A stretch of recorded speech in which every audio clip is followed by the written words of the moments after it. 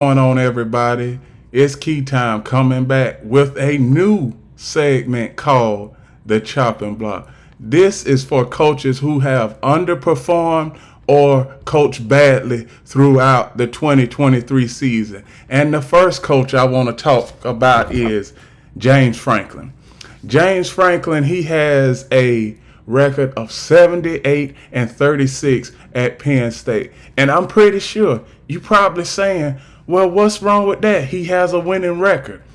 But against top-notch competition, he is 1-13. Against AP top 10 opponents, he is 1-15. That only win coming against Michigan 3 years ago.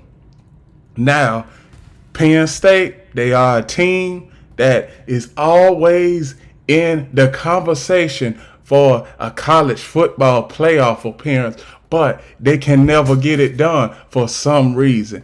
Is it the coaching? Is it the players? Is it the athletic director? Is it the donors? Is it whoever it is? You got a good team. You have a good team coming into the season every year, and you can't get to the playoffs. That's one reason why I have James Franklin on the chopping block.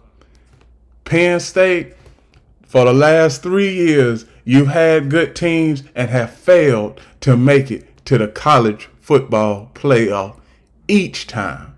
Before then, you made a New Year's Six Bowl, but that was only once. Now, James Franklin, you on the chopping block right now. You're going to have to win some big time games coming in 2024. And you're going to have to at least get to a New Year's Six Bowl or possibly get to the national championship. But we know that you ain't making it to the national championship, or else you are going to end up on the hot seat and you're going to potentially get fired. So, James Franklin, you still got a chance to improve yourself at Penn State. Even though I know that you got a winning record in your 12 seasons and a winning record at Penn State, but you have had ample amount of time to get to the college football playoff and to win a national championship, and you have failed to do either of those in these past 12 years. So 2024, it may be a make or break year for you. I don't know, but you are on the chopping block right now. The next coach I want to talk about is Josh Heupel, Tennessee. Y'all thought that I wasn't gonna be talking about y'all this video, didn't you? Josh Heupel, in his time at Tennessee, he has only beaten his arch rivals Alabama once, Florida once, Ole Miss once, Texas A&M twice, and Vanderbilt. Well, I ain't even gonna talk about Vanderbilt because Vanderbilt is the punching bag of the SEC. So, what has Josh Heupel did in his 3 years at Tennessee? It is equivalent to nothing. You only have one quality win, and you haven't beat Georgia at all. You haven't even come close to beating Georgia at all.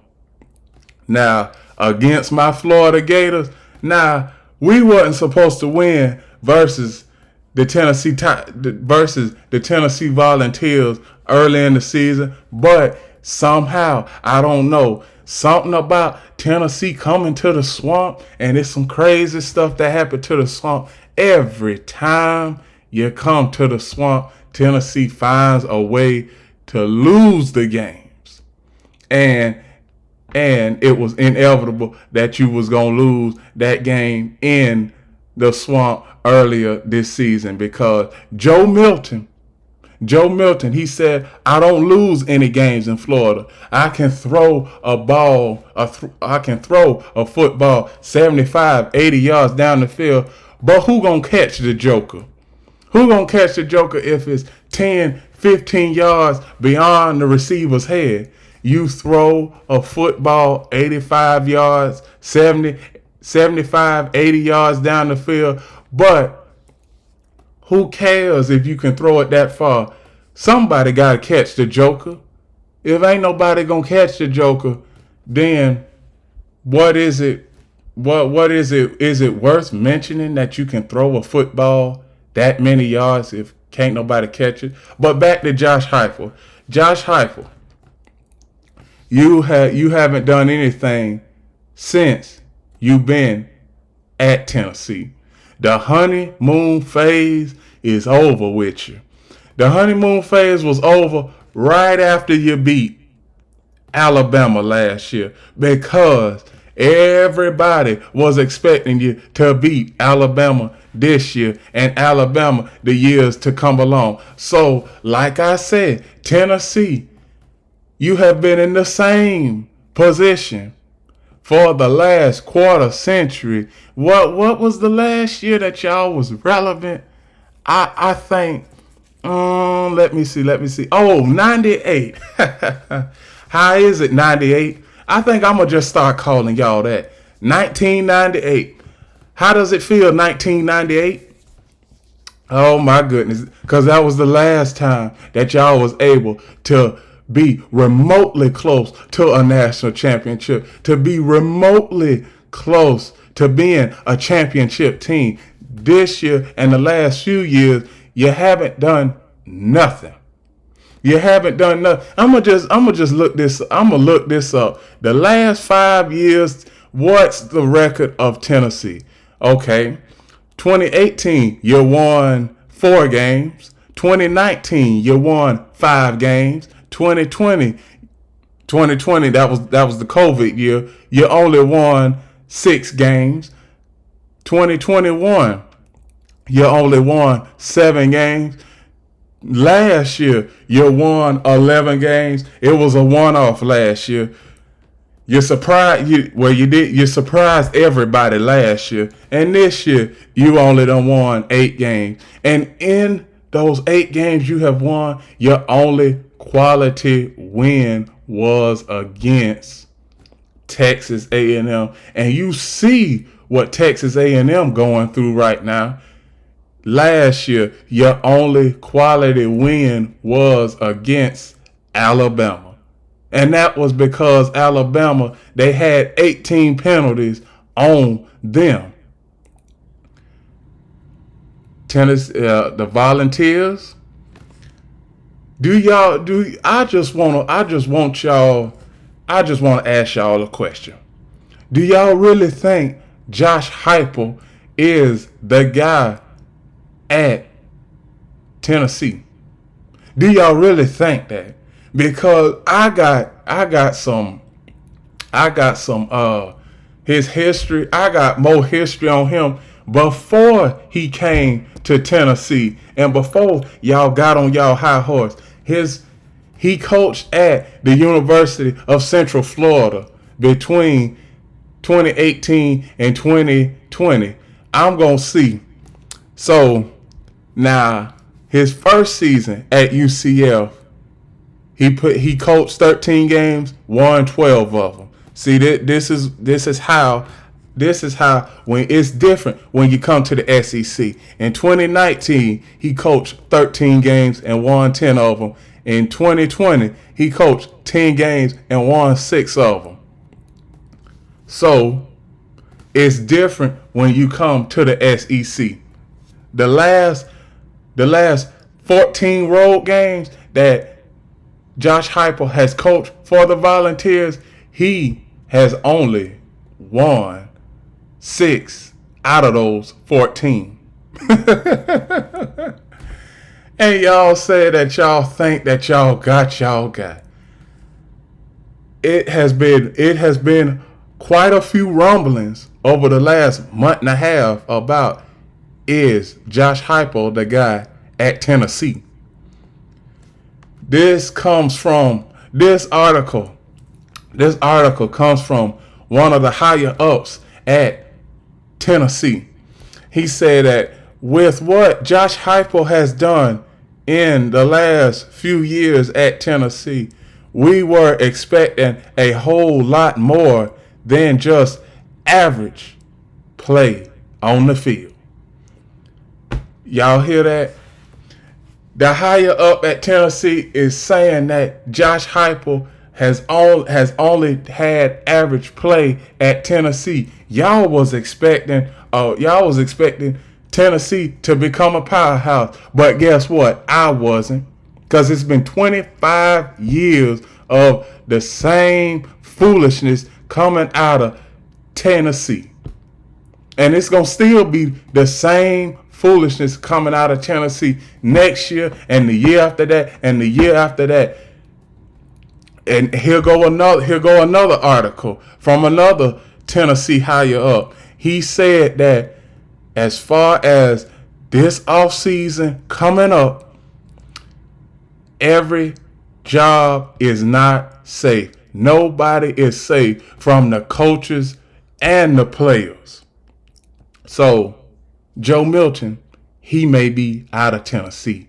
Josh Heupel, if you don't get it together, you may be out of Tennessee. That is why I have you on the chopping block. So Josh Heupel, get it together, but you ain't going to be able to get it together, because in 2024, it's a new era. You are going to be facing more top-notch and more tougher competition coming up in 2024. So you may be on your way out the door already and don't even know it, Josh Heupel.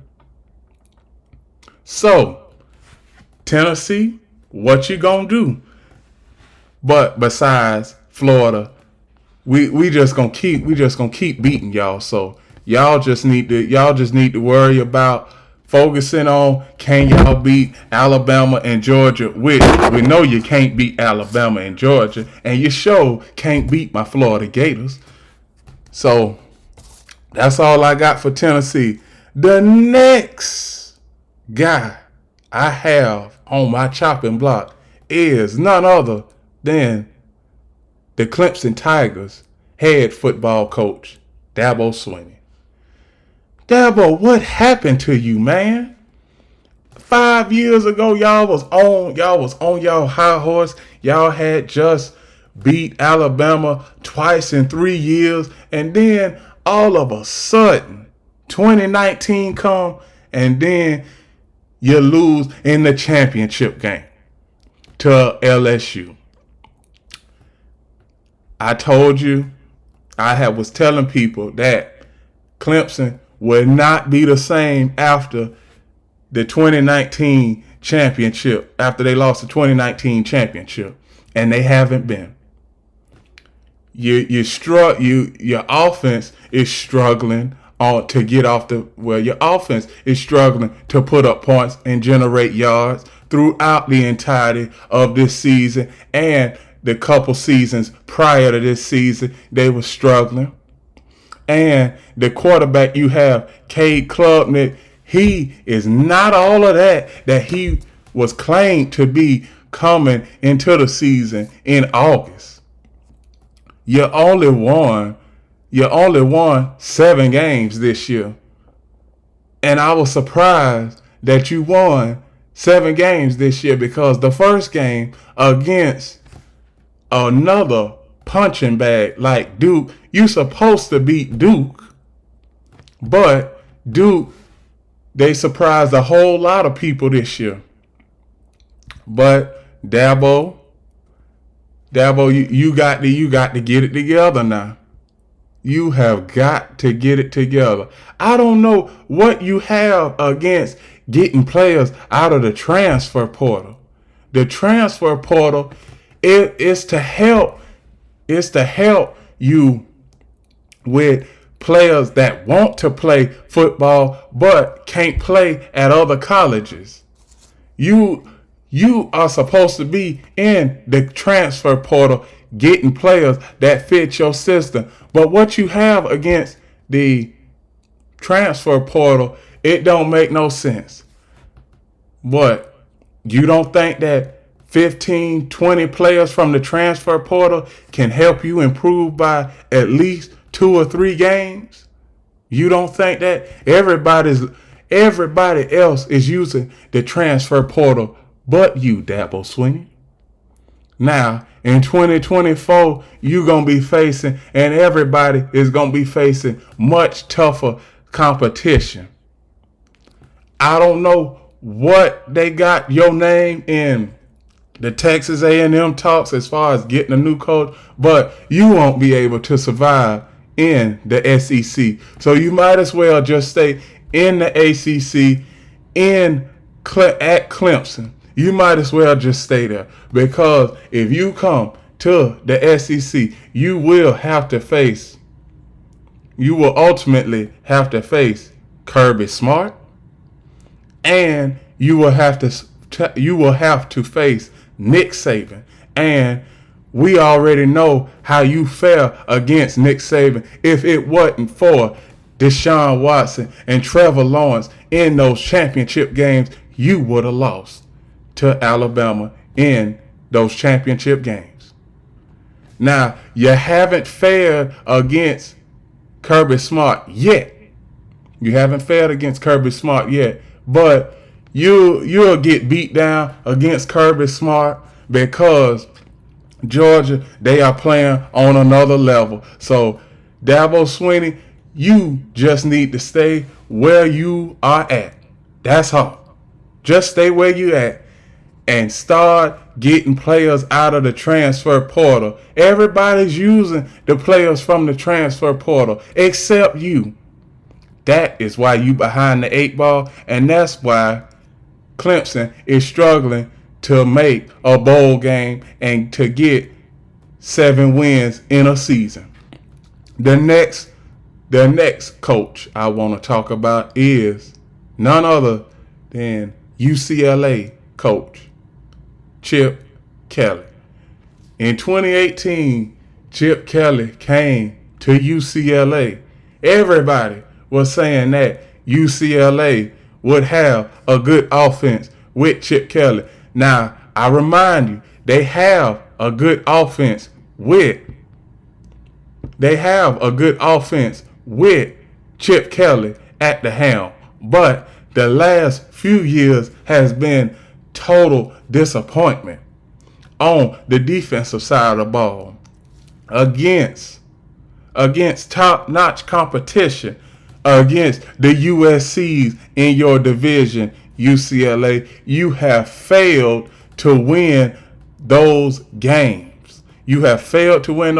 Chip Kelly, he is just an average coach. I'm going to just say that. He just an average coach. Do anybody remember when he was at Oregon and he said that the players don't make the system make the players, and that was a bunch of foolishness that he was talking about? You don't think players make your system, Chip Kelly? You don't think players make your system? The players make the system. The players make the coach look good. That's why it always comes down to the players in any sport. In any sport, it always comes down to the players. So, Chip Kelly, mainly he has underperformed since he has been at UCLA, and he is on the chopping block. If he don't start getting more quality wins and getting to the playoff, because UCLA, they've always had good teams over the years. They always find themselves ranked in a couple of top 25 rankings. They always find themselves ranked, and they always come into the season ranked, and they always finish the season unranked. So, Chip Kelly, you got to get it together. You on the chopping block. You need to improve yourself before you get to the hot seat and ultimately get fired. The next guy I want to talk about is none other than the Ohio State Buckeyes football coach, Ryan Day. Now, this guy right here, he's had a good coaching record. 56-7 since he has been the head coach at Ohio State. But I want to talk about the losses. Most of those losses come against top-notch competition. And I know for sure that at least 3 of those losses have came against Michigan. Ryan Day, he is a coach that can get you to the big dance. He is a coach that could get you to the top-notch games. You could be undefeated throughout the entirety of the season. But when it comes to those big games like Michigan, like Clemson in his first year, he lost to Clemson his first year. Then he lost a big game against Penn State in 2020. Then he lost another big game against Michigan in 21. He lost another big game to Michigan last year, and he lost another big game to Michigan Saturday. I don't know what's going on, but when you come to Ohio State, they expect you to beat Michigan every single year on a consistent basis. And Ryan Day, he has lost the last 3 years to Michigan. I mean, the first game was a close game. Last year, they lost by 22 points to Michigan. At home, it was an utter beatdown when it comes to what happened in that game. And this game, Saturday, you had a chance to win, but Kyle McCord, he threw 2 ill-advised interceptions where his man is double covered on both of those interceptions. Now, QB 101, every coach tells you never to throw the ball in double coverage or triple coverage. And Kyle McCord, he did that twice in that game, and that's why Ohio State lost. So, Ohio State, they might need a new quarterback coming in 2024. It's going to be much more tougher competition Ohio State play.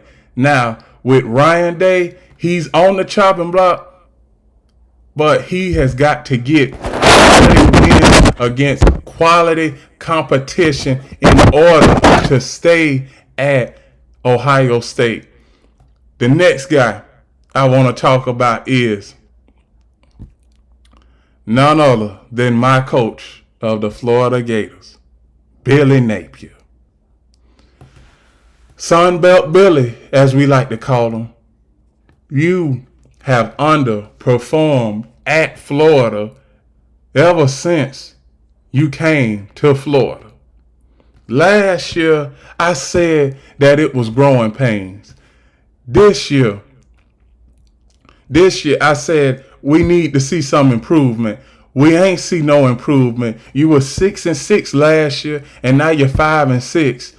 Now you're 5-7 at the end of the 2023 season. Now, 2024 is a make or break year for you, Billy Napier, because this is the first time we have been in this type of territory since 1978 to 1980, having 3 non-winning seasons and non-winning seasons of not even being 500. 2021, we was 6-7. 2022, we was 6-7, including the bowl game. Now, this year, 5-7.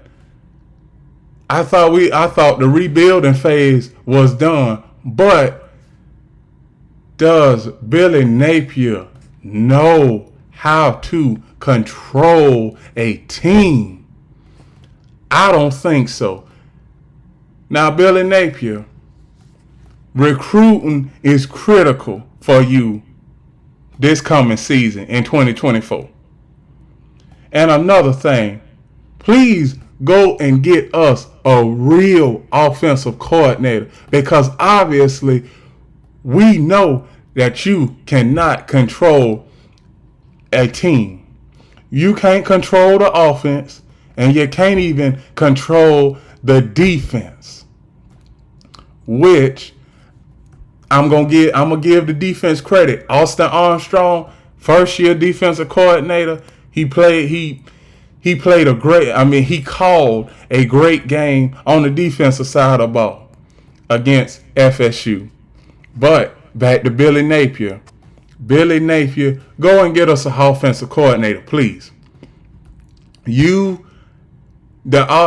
type of games that you call is not working out at all. I mean, you call it was a lot of times in that second half where I just knew that it was gonna be 3 runs and a punt. In fact, 5 times in the second half, we had a lot of drives that ended in 3 runs and a punt. No trick plays, and the one trick play that you wanted to run, you messed up the entirety of the momentum that was on the Florida Gators side. Why would you call a trick play on 1st and 10 at the FSU 35-yard line, knowing that your run game was great? Your run game up to that point had over 119 yards. You almost in field goal range. And plus, the field goal kicker, he missed two critical kicks that, who knows, we probably would have won the game or tied the game up if it wasn't for those 2 misses. So, Billy Napier, 2024 is a make or break year for you.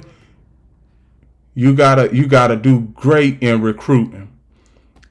I wouldn't be surprised if there be a whole lot of players that decommit because they are not sure what's going on in the swamp.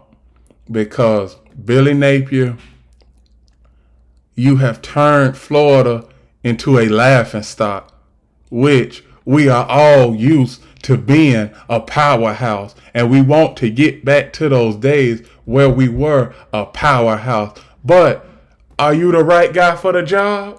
We don't know.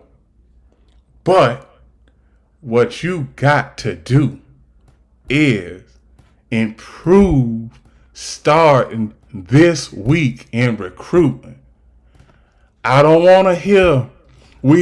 want to hear that we got some good guys in that room. See, this is how Billy Napier always talks in a press conference.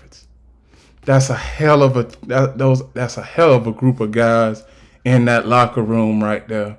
He is like, and we are just trying to have those building blocks here at the University of Florida. You had 2 years for the building blocks. We don't want to hear no more talking. Just do it. Just do it. Just win some quality games. The only quality win that the only quality win that we've had this year is Tennessee. And we know what Tennessee is going through. Now, that's all I have for Billy Napier. You on the chopping block right now. You got to improve in 2024 or else you'll be on the hot seat and you'll potentially get fired.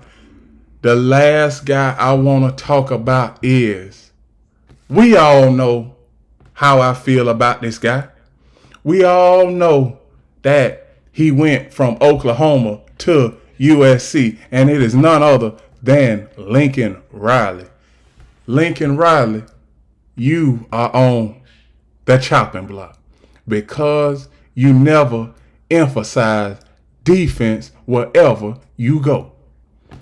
In Oklahoma, you had 11, 12 win seasons. But when you would get to a Pac-12 championship or when you would get to a big game, you would fold under pressure against And, well, excuse me, when you came to USC, everybody was expecting you to give them a championship, and you haven't did anything in the 3 years that you have been at USC. You haven't did anything. The defense,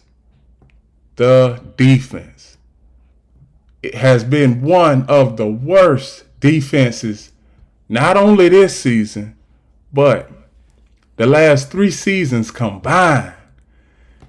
The USC Trojan defense has given up over 4,000 yards in defense.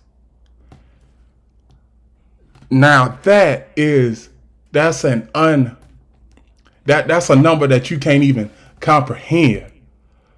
How can a defense give up over 4,000 yards of in defense?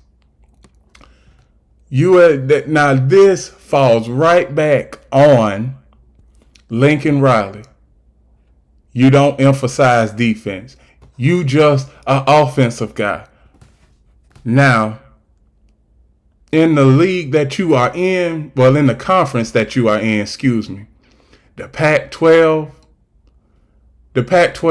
it does not focus on defense. So, I think that you focus on offense because you know that you are in a conference that only talks about nothing but offense. But if you focus on defense just a little bit,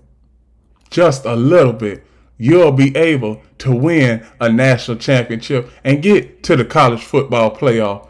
But when you have a defense over the last 3 years that are giving up 50-point games, 9 50-point games, 7 40-point games, and a lot 12 over 12 35-point games, it falls back on you. It falls back on you, Lincoln Riley. You need to get a real defensive coordinator in there, because if you don't, you gonna be fired just like you was at Oklahoma. Now you on the chopping block right now. There is still time enough for you to improve the offense and the defense. No, specifically improve the defense. Because if you don't, you will enter in hot seat territory and you will eventually get fired from USC. And that is my chopping block. Please like, comment, share, subscribe, and remember, the key is always on time.